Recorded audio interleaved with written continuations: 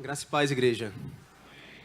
É motivo de grande alegria estar aqui mais uma vez, podendo compartilhar da palavra do Senhor com a minha querida igreja. É motivo de alegria por estar em casa há mais de 24 anos e falo isso com muito orgulho. Agradeço ao Conselho Pastoral da Igreja pela confiança que tem dado aos seminaristas da igreja para estarem praticando a pregação do Evangelho na sua própria casa. Queridos, não é apenas um motivo de grande alegria, mas é motivo também de temor para mim, porque estamos diante da palavra do Senhor e diante dessa palavra pesa uma responsabilidade muito grande sobre nós, sobre cada pessoa que se põe a falar sobre ela. Então, eu peço aos irmãos as suas orações para que nessa noite o Espírito Santo de Deus possa falar ao meu e ao seu coração e possamos sair daqui edificados e, sobretudo, sairmos daqui de forma diferente. Queridos, nós estamos, ao longo desse mês, os pastores da igreja, o Conselho Pastoral da Igreja tem trabalhado a respeito de como nós, cristãos, devemos enfrentar os conflitos da vida. Como é que nós devemos reagir a situações, a determinadas demandas que nos afligem. Nós já ouvimos nossos pastores falando a respeito do medo, da ansiedade, enfim, de vários outros problemas que é pertinente à nossa vida cristã. E nesse do último domingo ficamos incumbidos de falar a respeito da solidão. Querido, solidão é mal do século, desde que os séculos são contados. Mas na pós-modernidade, onde nós vivemos, ela assola de forma muito mais intensa e de forma muito mais presente. A solidão é um problema extremamente grave e, sem dúvida, é uma das maiores causadoras de depressão na vida das pessoas. A era da comunicação, ela trouxe ferramentas para aproximar pessoas. Todavia, as relações humanas, elas estão tão adoecidas que a solidão é uma realidade cada vez mais presente. Nós vivemos rodeados de pessoas na universidade, temos colegas de classe e vivemos de forma solitária. Nós somos rodeados de pessoas na igreja, na nossa comunidade, e entre nós existem pessoas solitárias. Nós vivemos rodeados de pessoas da nossa família, pessoas da nossa casa, e mesmo assim nos encontramos muitas vezes em solidão. Somos casados e mesmo assim sofremos com solidão. Temos pais, temos filhos e muitas vezes enfrentamos a solidão. Por isso, querido, isso mostra a importância de tratar a respeito desse tema. E, sobretudo, isso mostra a importância de nós pensarmos e refletirmos a respeito daquilo que a palavra de Deus nos ensina e nos mostra a respeito da solidão. Nessa noite nós iremos perceber que grandes homens de Deus vivenciaram a solidão em suas respectivas vidas. Mais especificamente, nós iremos aprender como o apóstolo Paulo vivenciou e lidou com a sua solidão. Por isso eu peço que os irmãos abram as suas Bíblias na segunda carta de Paulo a Timóteo, no capítulo 4. A segunda carta de Paulo a Timóteo, queridos, é a última carta escrita por Paulo. São as últimas palavras registradas do apóstolo Paulo. Ele estava na prisão em Roma por volta do ano 67 depois de Cristo. Já no final da sua vida, condenado à morte, ele viria a ser decapitado dias depois de ter escrito essa carta, já sem saúde, sem liberdade, somente com fé. Como ele mesmo diz, combati o bom combate, terminei a carreira, guardei a fé. Então, mesmo condenado à morte e sabedor de que não escaparia daquela prisão em Roma, porque Deus já o havia revelado, Tiago havia morrido dias antes e Paulo haveria de ser morto dias depois. Então, Paulo ele tem a notícia de que vai morrer. E isso não é simples, querido. Imagina aí você saber, você vai morrer dia tal, tal hora. Pronto. Essa era a situação em que Paulo se encontrava. Paulo está preso, sabe que vai morrer, sabe que serve a um Deus que era capaz de tirá-lo daquela situação, mas sabia que era vontade desse mesmo Deus tomá-lo para si naquela ocasião, naquele momento. Paulo então não opta por escrever uma carta a uma comunidade, ele não opta por escrever uma carta a uma igreja querida, ou a trazer uma repreensão, ou a trazer uma exortação. Paulo, ele escreve uma carta humana a um amigo. Paulo entendeu, queridos, que quando nós estamos vivenciando a dor e a privação, o que faz a vida valer a pena é um igual, é um irmão, é um amigo. Por isso, vamos ler a partir do verso 9, um pouco daquilo que Paulo escreveu a Timóteo. Diz assim a palavra do Senhor: procure vir logo ao meu encontro, pois Demas, amando esse mundo, abandonou-me e foi para Tessalônica. Crescente foi para a Galácia e Tito para a Dalmácia. Só Lucas está comigo. Traga Marcos com você, porque ele me é útil para o ministério. Enviei Tíquico a Éfeso. Quando você vier, traga a capa que deixei na casa de Carpo, em Troade, e os meus livros, especialmente os pergaminhos. Alexandre o ferreiro causou-me muitos males. O Senhor lhe dará retribuição pelo que fez. Previna-se contra ele, porque se opôs fortemente às nossas palavras. Na minha primeira defesa, ninguém apareceu para me apoiar. Todos me abandonaram. Que isso não lhe seja cobrado. Mas o Senhor permaneceu ao meu lado e me deu forças, para que por mim a mensagem fosse plenamente proclamada e todos os gentios a ouvissem. E eu fui liberto da boca do leão. O Senhor me livrará de toda obra maligna e me levará a salvo para o seu reino celestial. A ele seja a glória para todos sempre. Amém. Vamos orar. Pai querido, Pai amado, nós estamos diante da Tua santa palavra. E diante dela nos prostramos, Senhor, para que de forma humilde e obediente, Senhor, possamos receber do Senhor nessa noite. Que o Teu Santo Espírito, Pai, tenha liberdade em nosso meio para tratar o que precisa ser tratado em nós. E sobretudo, Senhor, que nós possamos sair daqui aplicando a Tua palavra em nosso coração, para que possamos dar frutos para a Tua santa glória. Essa é a nossa oração, em nome de Jesus. Amém.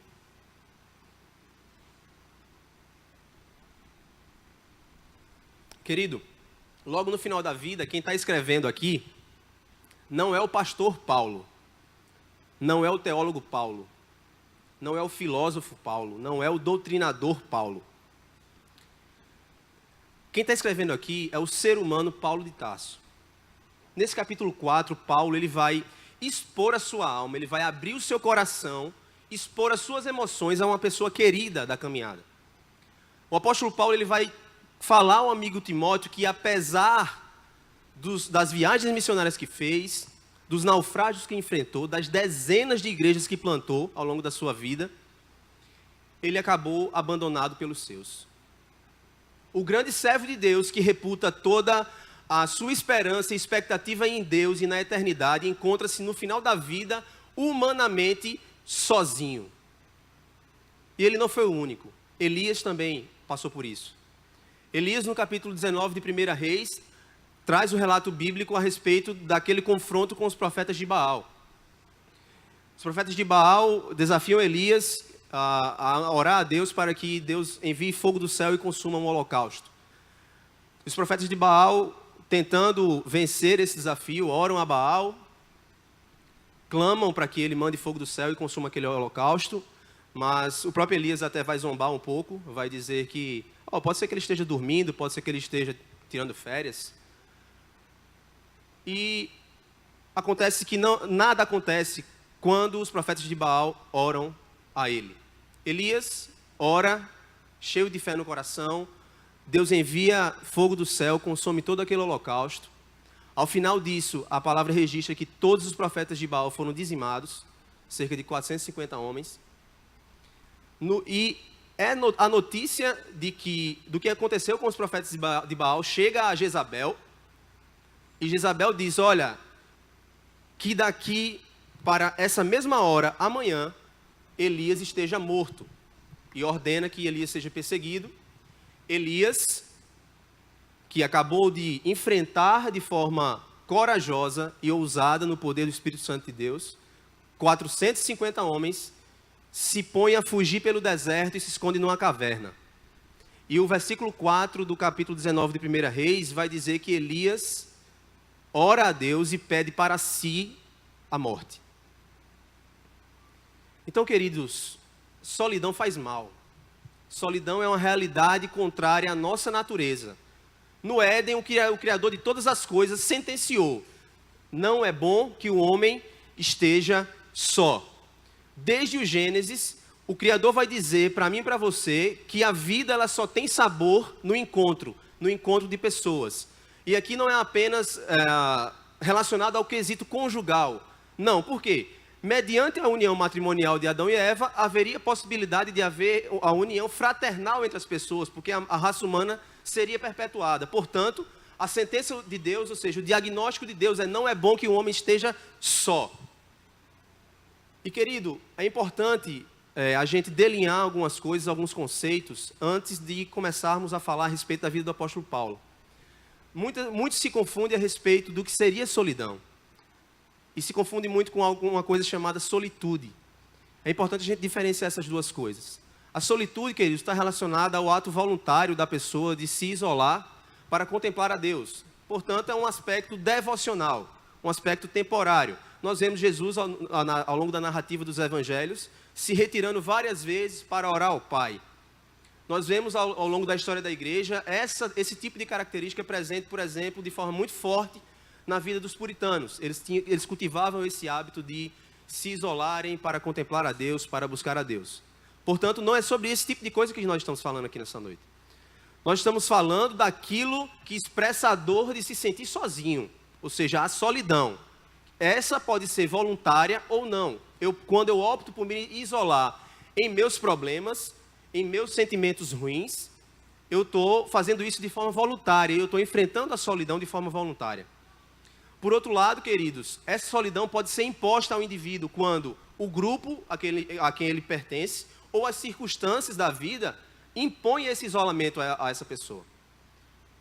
A solidão, querido, é quase que uma imposição da pós-modernidade. Sabe por quê? Porque os encontros, os relacionamentos machucam demais. E por ter nos machucado demais, o nosso instinto de autopreservação acaba nos conduzindo ao isolamento. A gente não consegue muitas vezes perceber isso porque nós temos tecnologia ao nosso alcance que tenta nos manter conectados. O problema é que comunicar-se por máquina não transmite afeto pleno e, consequentemente, não alimenta a nossa humanidade. O que eu estou querendo dizer, querido, é que você pode ter 500 mil amigos no Facebook, 500 mil amigos no seu Instagram, pode ter milhares de curtidas nas suas postagens e ainda assim você ser a pessoa mais solitária da face da Terra.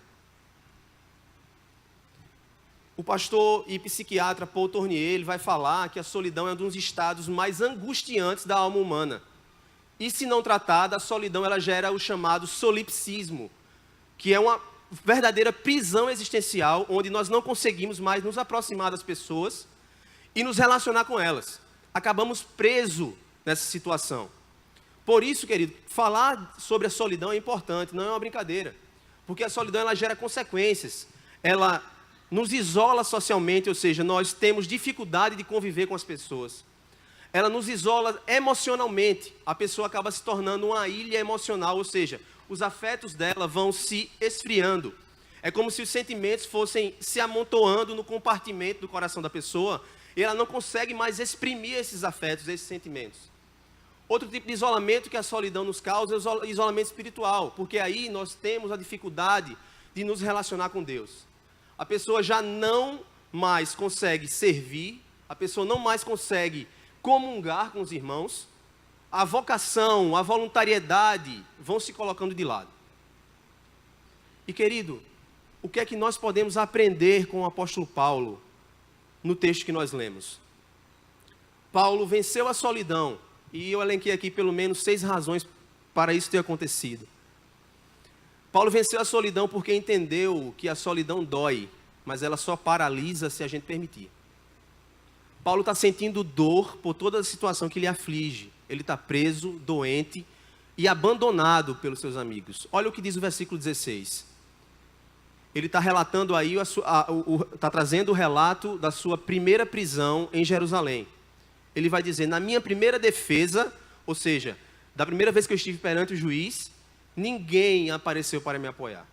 Ninguém. Todos me abandonaram. Acontece, meu irmão e minha irmã, que entre esse fato que Paulo está trazendo à tona no capítulo 4 de 2 Timóteo e a confecção dessa carta, se passaram 7 anos. 7 anos. Paulo não foi paralisado pela solidão. Nesse período, meu irmão, minha irmã, ele escreveu 7 cartas da igreja da Bíblia Sagrada. 7 cartas. Ele escreveu Filemon, Colossenses, Efésios, Filipenses, 1 Timóteo, Tito e 2 Timóteo. Além disso, como se isso não bastasse, Paulo fez diversas viagens missionárias. Paulo foi a Roma nesse período, acabou naufragando e indo bater em Malta. Foi a Ásia Menor, foi a Grécia, foi a Creta, a Troade, a Corinto e a Mileto. Paulo não se deixou paralisar pela solidão. Apesar do abandono que ele sofreu, ele manteve-se firme. Manteve-se firme em quê? Isso nos leva à segunda razão pela qual Paulo venceu a solidão. Paulo manteve-se firme nisso porque Paulo tinha plena consciência da sua missão. Paulo encontrou em Cristo a sua vocação e gastou os seus dias para cumpri-la de forma integral. Ele não sucumbiu à solidão porque viveu a sua vida em função de um propósito. E esse talvez, querido, possa ser o grande problema do evangelicalismo brasileiro. Enxergar a Cristo como um porto seguro. O evangelicalismo brasileiro diz, pare de sofrer. Ora, quem é que não quer? Quem estando sofrendo não quer parar de sofrer. O problema é que Jesus nunca disse que era um porto seguro. Jesus disse que ele é o caminho. Em porto seguro, a gente chega e fica parado. Em caminho, a gente anda. A gente cresce. A gente encontra sentido para florescer. É aquilo que o mestre vai dizer em João capítulo 15, verso 16. Eu vos escolhi e vos designei para que vocês deem fruto e o vosso fruto permaneça. Jesus é o caminho. Em caminho a gente anda. A gente prossegue. Enquanto nós não encontrarmos, querido, nosso propósito e vocação em Cristo, dificilmente nós conseguiremos superar os vales da nossa vida. Cada um de nós, cada pessoa que se encontra aqui nessa noite, tem uma vocação. Ninguém vem a esse mundo sem uma missão, sem um propósito. Se você nasceu, você tem um propósito, você não é um erro. Independentemente de idade, você tem uma missão. Abraão descobriu a vocação dele, a missão dele aos 72 anos de idade. Então essa desculpa já não cola. Você tem uma missão. E por que ter consciência dessa missão, querido, é importante? Por pelo menos 2 razões. Em primeiro lugar, ter consciência da missão faz com que ela nos tire do centro da nossa vida. A minha vida passa agora a não girar mais em torno de mim apenas. O meu semelhante começa a fazer parte do centro da minha vida. O apóstolo Paulo, em 1 Coríntios capítulo 13, vai dizer que o amor não busca os seus próprios interesses. E o que é que isso tem a ver? Quando o amor me alcança, ele não me permite mais girar em torno de mim mesmo. Ele faz com que a minha existência passe a incluir gente a quem Deus ama. Enquanto o solitário não descobre a sua missão, ele permanece como centro de si mesmo e produz veneno para si.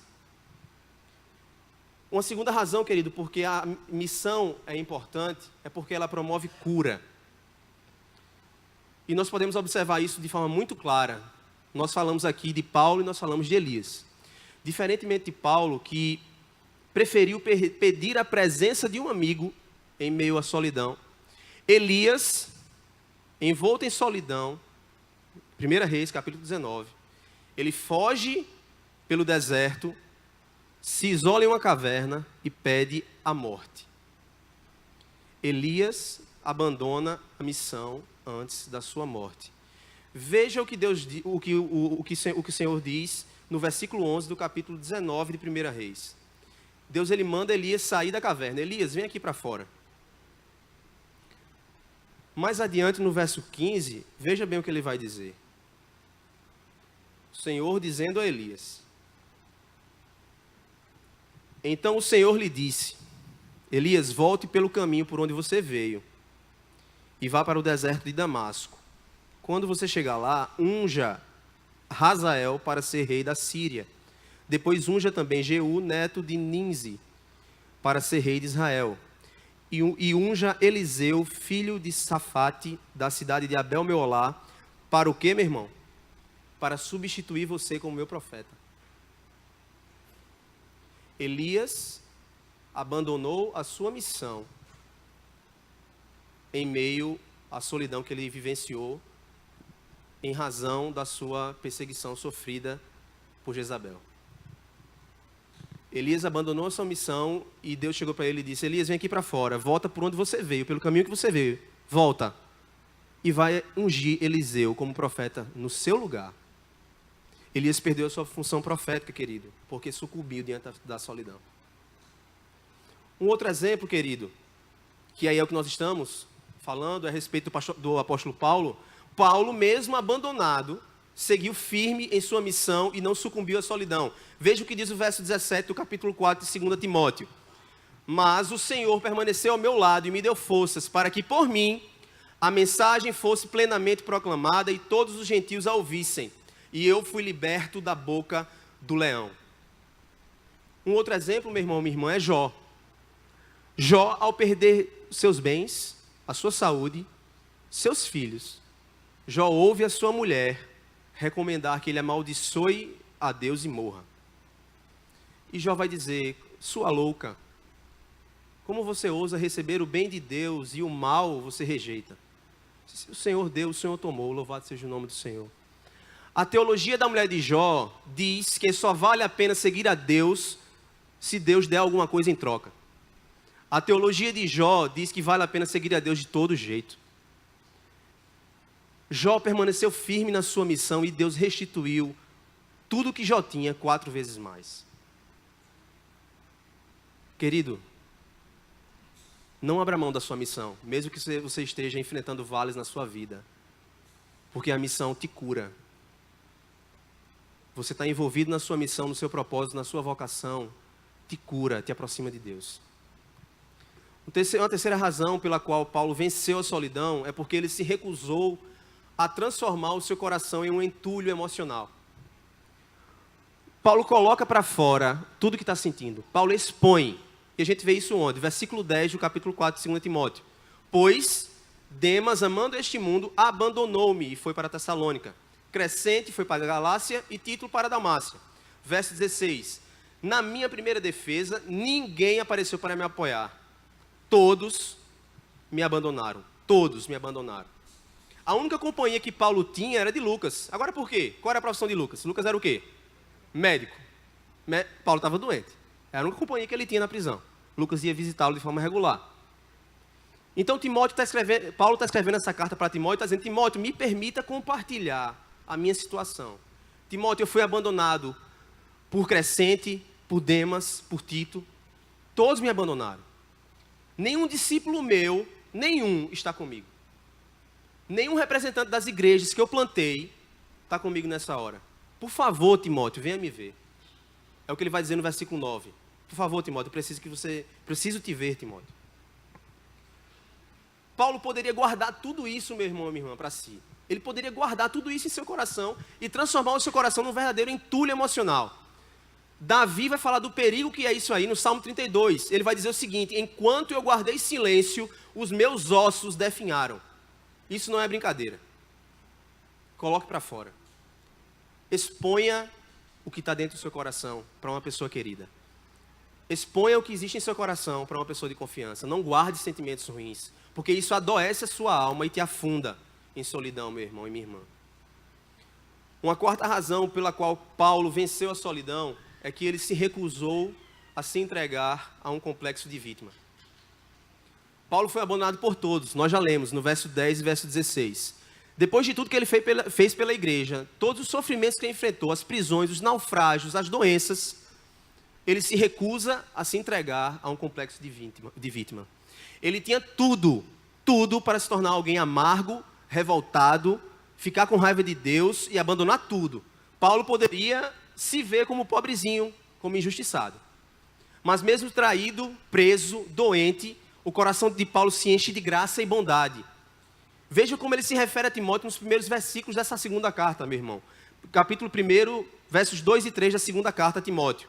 Paulo vai dizer o seguinte: amado filho Timóteo, graça, misericórdia e paz da parte de Deus Pai e de nosso Senhor Jesus Cristo, nosso Senhor. Eu dou graças a Deus. Espera aí, Paulo, você está preso, você está doente, você está abandonado por todo mundo, e você está dando graças a Deus, e você está saudando a Timóteo de forma tão cordial assim, é isso mesmo. Paulo está sofrendo, meu irmão, minha irmã, mas Paulo continua amando. Paulo está sofrendo, mas continua sendo gracioso, sendo bondoso, sendo solidário. Não se entregue a esse sentimento de vítima, querido, porque isso só faz alimentar a sua solidão e lhe prejudicar ainda mais nesse processo. Uma quinta razão pela qual Paulo não foi vencido pela solidão é porque ele não permitiu que o seu emocional afetasse o seu espiritual. Ele não permitiu que a sua vida espiritual fosse colocada em segundo plano, em razão da sua situação emocional. No verso 7 do capítulo 4, ele vai dizer: combati o bom combate, terminei a carreira e guardei a fé. Ou seja, apesar de ter sido um dos homens mais importantes da história da igreja, perder tudo que era possível perder e em seu leito de morte não sobrar nenhum discípulo que ele cuidou, Paulo afirma que a sua fé permanece intacta. Um pouco mais adiante, no versículo 17, ele vai dizer, versos 17 e 18: mas o Senhor permaneceu ao meu lado e me deu forças, para que por mim a mensagem fosse plenamente proclamada e todos os gentios a ouvissem. E eu fui liberto da boca do leão. O Senhor me livrará de toda obra maligna e me levará salvo para o seu reino celestial. A Ele seja a glória para todos sempre. Amém. Um coração cheio de fé a despeito das circunstâncias. Ao enfrentarmos situações, queridos, extremamente complicadas e que nos levam à solidão, nós temos uma tendência natural a pensar que é o fim da linha, a pensar que não tem mais jeito. Mas deixa eu dizer uma coisa para você. Não há ninguém, absolutamente ninguém, que esteja num buraco, na tristeza, que não possa ser soerguido pelo Senhor. Porque diante do nosso Deus, querido, tudo é possível. Você pode estar passando a pior situação da sua vida, o teu Deus é poderoso para ir mais fundo de onde você está e te tirar dessa situação para a glória dele. Não permita que o seu emocional, que as situações emocionais que você vivencia, afete o seu espiritual, querido. Há esperança. Há esperança. Uma sexta razão, querido, a respeito, que levou Paulo a vencer a solidão, e essa aqui eu acho sensacional. Paulo não abriu mão das relações humanas. Nós não nos relacionamos por opção, é uma necessidade básica do ser humano. Nós somos criados para relacionamento. Quando eu me privo de desenvolver relações humanas, eu agravo o quadro de solidão. Assim como Paulo manteve-se em amizade e irmandade com Timóteo e com outros, apesar do abandono de grande parte das pessoas que o cercavam, nós também precisamos estar ligados aos nossos irmãos. 2 Timóteo 1,4, olha como Paulo se dirige a Timóteo. 2 Timóteo, capítulo 1, verso 4. Timóteo, eu lembro-me das suas lágrimas, e eu desejo muito vê-lo, para que a minha alegria seja completa. Paulo, preso, doente, sozinho, diz para Timóteo: lembro-me das suas lágrimas e desejo muito vê-lo. Paulo não abre mão das relações humanas. E se você acha que você não precisa de ninguém, meu irmão e minha irmã, você precisa admitir que esse seu diagnóstico é produto de uma visão adoecida. Você está dizendo para Deus: Deus, eu discordo de você. Porque o Criador disse, não é bom que o homem esteja só. E se você acha que você não precisa de ninguém, sua visão está um pouco adoecida a respeito disso. É uma postura completamente contrária ao diagnóstico do Criador.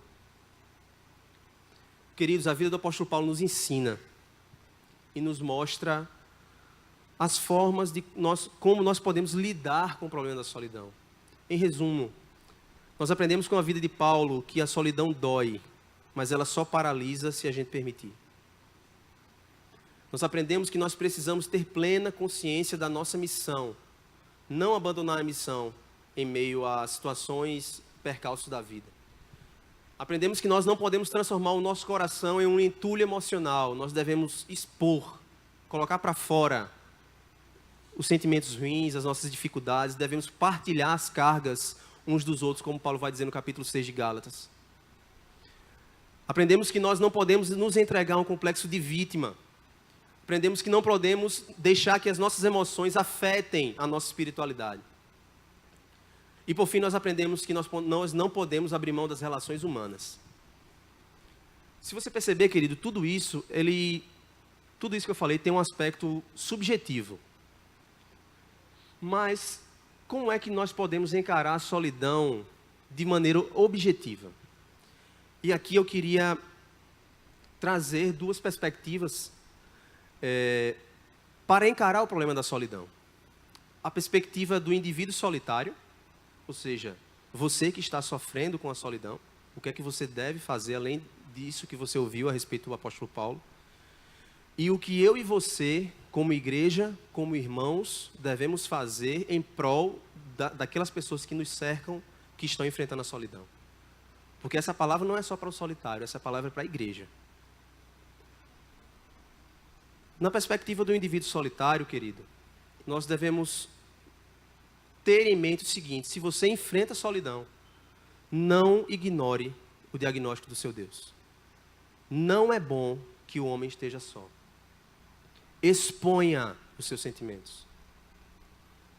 Busque ajuda de alguém confiável. Encontre alguém confiável para expor o que você está sentindo. Filho, pai, esposo, esposa, compartilhe o que você sente dentro de casa. Esposo, exponha seu coração para sua esposa. Deixe que o seu coração seja lido pela varoa que Deus colocou ao seu lado. Ela está aí para cuidar de você, ela está aí para ser a sua ajudadora. Da mesma forma, esposa, exponha as suas fragilidades para o seu marido. Deus o colocou ali para cuidar de você. Filho, filha, converse com seu pai e com sua mãe. Eles foram escolhidos por Deus para cuidar de você.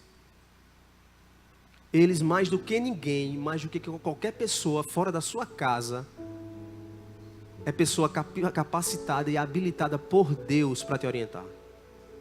Não guarde sentimentos ruins, não guarde conflitos no seu coração. Não tente vencer, querido, a solidão na força do seu braço. Você não vai conseguir. Você tem uma arma extremamente importante na luta contra a solidão. E essa arma se chama oração. É a arma mais valiosa que nós temos. Porque ela nos coloca em direta comunicação com o Pai. E é impossível, querido, vencer a batalha contra a solidão sem dobrar os nossos joelhos. É impossível. E agora, querido, o que é que eu e você podemos fazer pelos nossos irmãos que se encontram em situação de solidão? O que é que eu e você, como igreja, como comunidade, podemos fazer? Não podemos, devemos fazer, é nossa obrigação. Nós não podemos, queridos, sonegar a fraternidade cristã a nenhum irmão nosso. Nós não podemos. Nós não podemos criar um ambiente onde as pessoas elas não consigam se expor. É inadmissível que as nossas relações estejam tão adoecidas que a igreja acabe promovendo o afastamento ao invés de promover o acolhimento. E isso é culpa minha, é culpa sua. Jesus Cristo morreu na cruz para que nós sejamos um. Para que as nossas relações aqui sejam um reflexo, sejam um espelho da relação dele com o Pai. Foi por isso que ele morreu. Estejamos prontos, queridos, e interessados, sobretudo interessados, em socorrer os nossos irmãos que estão passando por esse tipo de problema. Interessados. Às vezes parece que a gente passa pelo irmão do lado e pergunta: opa, tudo bom? E parece que a gente torce para que ele diga que está tudo bem. Porque se ele disser que está tudo mal, vai te levar a perguntar: mas o que é que houve? Vai te impulsionar a se envolver com ele. Mas meus queridos irmãos, desenvolvamos em nosso meio um ambiente propício a esse tipo de coisa. Propício é que esse irmão que está aí do seu lado, que está atrás de você, possa chegar para você e compartilhar as suas cargas.